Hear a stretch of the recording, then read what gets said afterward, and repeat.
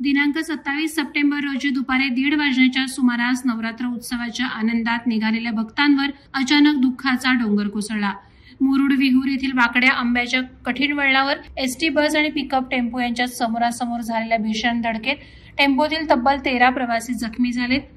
मिळालेल्या माहितीनुसार अलिबाग येथून निघालेली एसटी बस क्रमांक MH20BL 3640 मुरुडच्या दिशेने येत असताना समोरून अलिबागच्या दिशेने येणारा टेम्पो क्रमांक MH06BW 4633 वरील चालकाचा ताबा सुटल्याने थेट एसटीला धडकला। या भीषण अपघातात टेम्पोचा चक्काचूर झाला असून एसटीलाही मोठं नुकसान झालंय। यामध्ये टेम्पोतील प्रवासी तसंच चालक गंभीर जखमी झालेत। या टेम्पोमधून मजगाव आणि नांदगाव येथील महिला नवरात्र उत्सवाच्या निमित्तानं मुरुड येथील कोटेश्वरी देवीचं दर्शन घेऊन परतीच्या वाटेवर होत्या।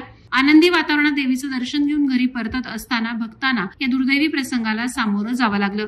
अपघातानंतर तातडीनं मुरुड ग्रामीण रुग्णालयात जखमींना दाखल करण्यात आलं असून गंभीर जखमींना पुढील उपचारासाठी अलिबाग सिव्हिल येथे हलवण्यात आलं आहे।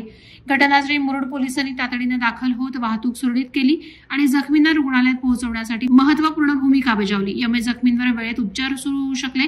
नवरात्र उत्सवाच्या पार्श्वभूमीवर भक्ती आणि आनंदाच्या वातावरणात घडलेल्या या दुर्घटनेमुळे परिसरात हळहळ व्यक्त होत आहे। वादळवारा लाईव्हसाठी धनंजय कवठेकरसह अमोल कुमार जैन, अलिबाग। नवी मुंबई व रायगड जिल्ह्यातील ताज्या बातम्या आणि घडामोडींसाठी सबस्क्राईब करा वादळवारा लाईव्ह चॅनल आणि दाबा बेल आयकॉन।